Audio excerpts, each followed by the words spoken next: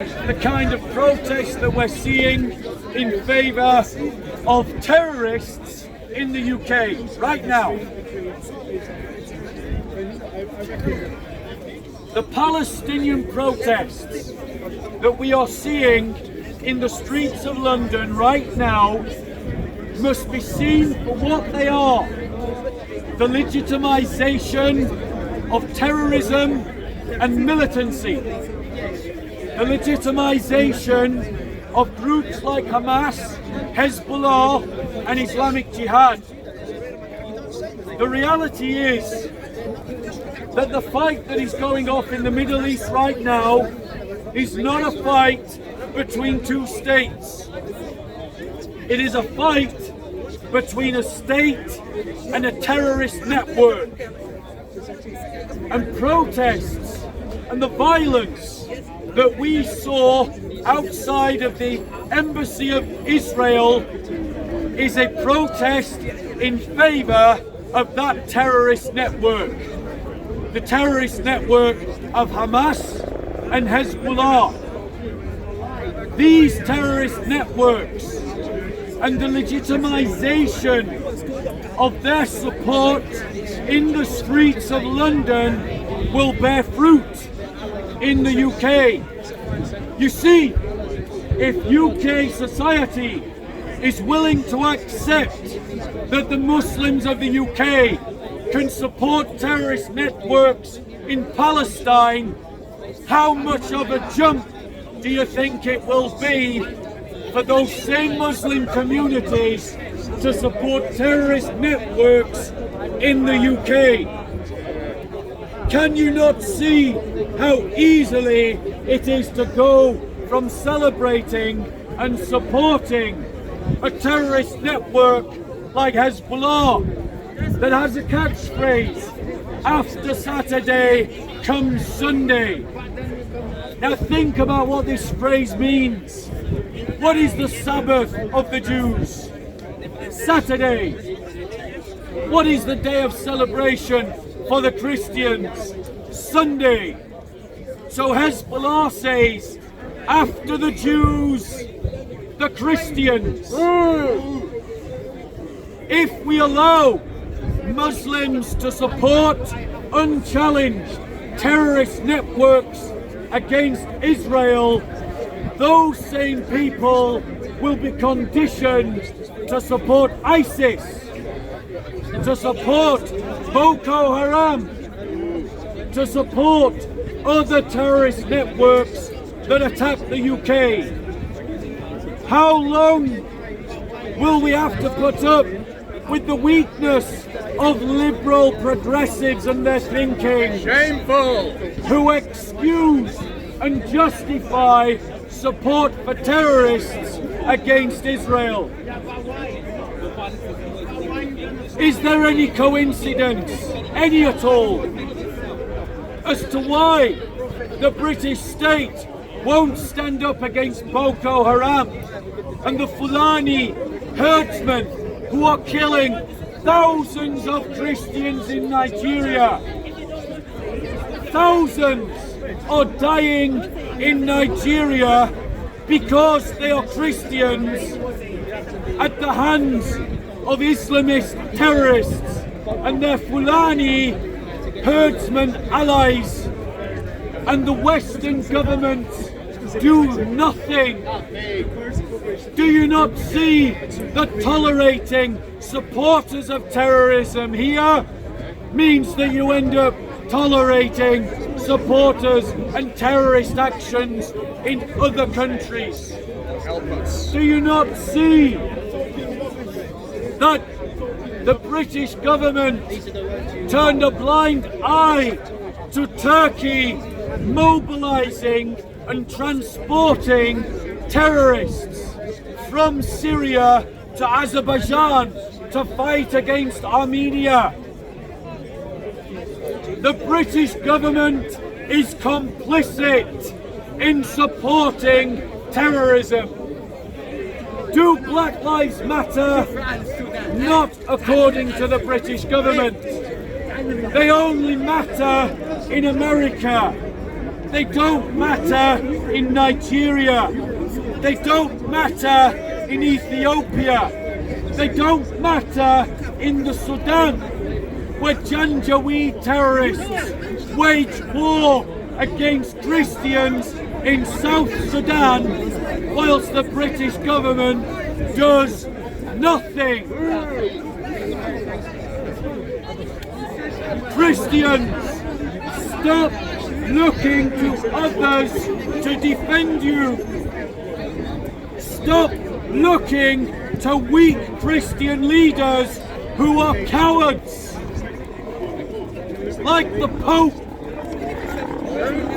who talks about the fraternity of brotherhood of all faiths and can't even organise his own church to stand with Catholics who are being butchered in the Philippines. Shame on Pope Francis. Or to support Catholics who are standing up to Hezbollah in Lebanon, or to support the Assyrian Christians who are fighting for their survival against ISIS, and the Iraqi government that wishes to make them second-class citizens. Christians of the laity, organise yourselves from the ground level up. Rise up. Any questions? What? You're gonna have to shout, bro. Can't hear you. Do you believe that the land of Israel was given to the Jews by God? So the question is that the land was the land of Israel given to the Jews by God.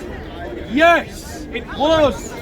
But this does not justify Israel's persecution of Palestinian Christians or Messianic Jews in Israel, who are treated as second-class citizens or denied the right to worship in the temple of the Holy Sepulchre.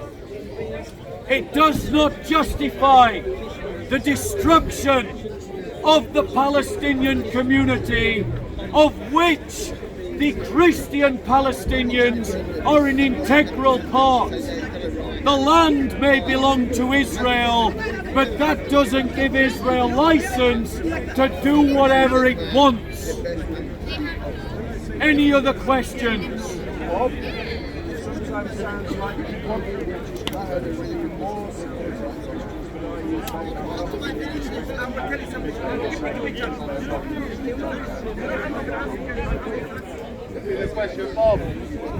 So the brother is asking me that I sound like someone who thinks that the British government should do more to help persecuted Christians, but that I don't believe that they will, and therefore the church should do it itself. I couldn't summarise it in a more succinct sentence myself. The British government, if it was consistent to its own values, should do more to support persecuted Christians, but they won't. And I'll tell you why they won't. Because they don't want to buy into a narrative that pits one religion against another. Shameful. Because they are scared of inflaming tensions amongst different communities here in England. Cowards. And they are sacrificing our brothers and sisters upon the altar of multiculturalism. And political correctness. But we Christians, who are a multicultural society made up of blacks and whites and Asians and Native Americans and Aborigines and Russians and Slavs and Saxons, we can organise ourselves. All it takes is imagination, courage and determination. Amen. Three things that are lacking in our bishops and our priests and our pastors. Well, don't wait. Organise yourselves. Stand up as an individual. Form your own community of solidarity, your own group of solidarity. link up with other groups of solidarity, form a network that has no central organisation but responds as a society, because as a society we are following a common narrative of Christians standing up for our brothers and sisters. Any other questions? Keep away from division, please. Any other questions? Love one another. Try to love your enemies. Go ahead, bro. Speak up. Sorry, we're the most massive. Get rid of Satan. We don't assert ourselves. We should never assert ourselves blindly. We don't assert ourselves blindly. Christians, the brother raises a point that we Christians are altogether too passive. You see, societies are not guided by the masses. That is a myth. Societies are guided by that minority of activists who are willing to push their agenda. And we Christians have accepted the détente of the Enlightenment, the rapprochement of the Enlightenment, that we Christians must reduce our faith to something that is entirely private and not public, that is without any political vision or expression. Your leaders have accepted that the only legitimate expression of the Christian faith is to be an NGO, A lie. a charity. It is a lie. We Christians are a people. We are not an NGO. We are a community with our own history, with our own culture, with our own doctrines, with our own values, with our own traditions, with our own beliefs, and with our own political vision. So we must devote ourselves to God, not simply in piety through prayer and devotional Bible reading and devotional meditations, but we must devote ourselves to God through political activism dedicated to the triumph of the Church over all of her enemies. Yes, false. Whether those enemies express themselves in politics, economics, society, or culture. The teaching that pacifism is a moral obligation upon the Christian is a lie. Christianity does not teach this doctrine. It is a modern heresy that has come out of the Enlightenment. Christians, pacifism is a moral choice, not a moral obligation. Activism for the Church is a moral duty. Amen. Your question.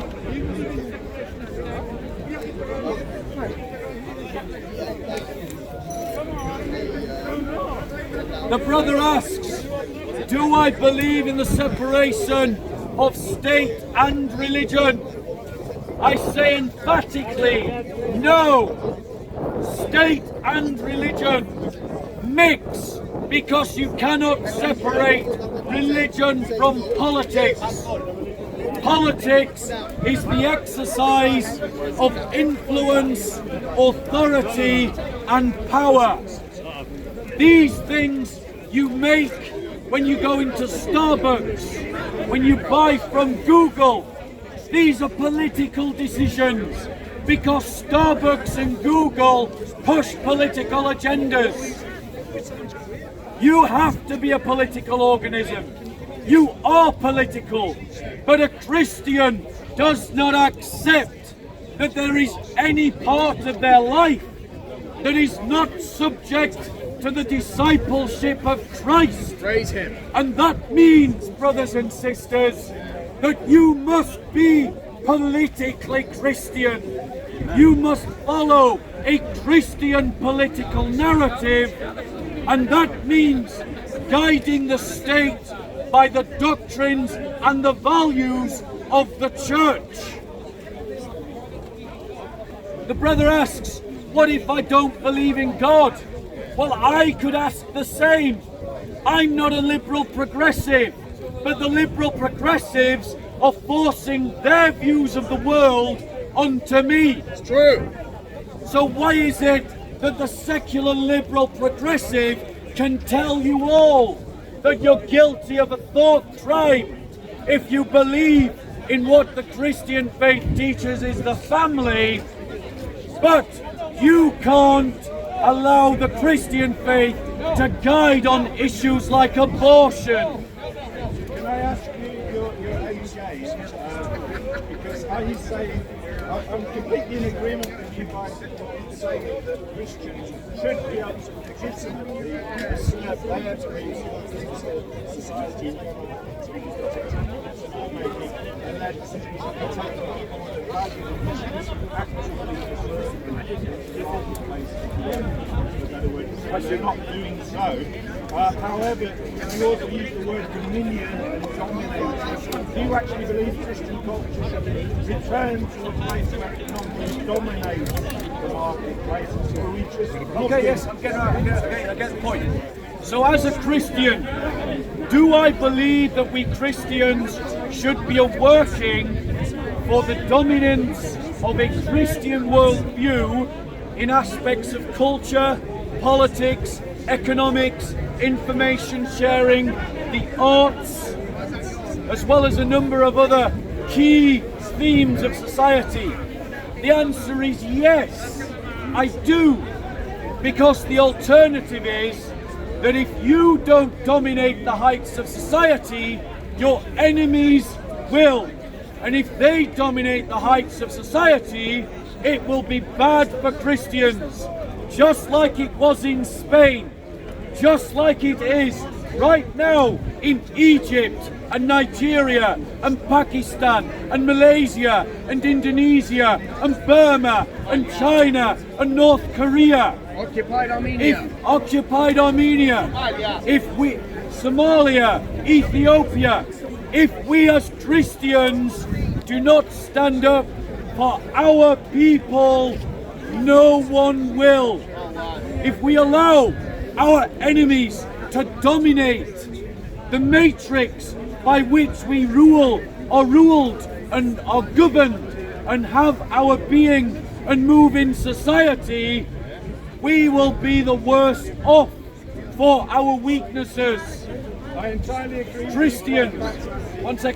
Christians, we must rediscover a vision of Christendom, a medieval concept, not repeating it without criticism, not repeating it in an unfiltered way, learning from all of its mistakes and failings, but working towards a united Christian confederacy of nation states that are united by Christian doctrine and values. Any other questions?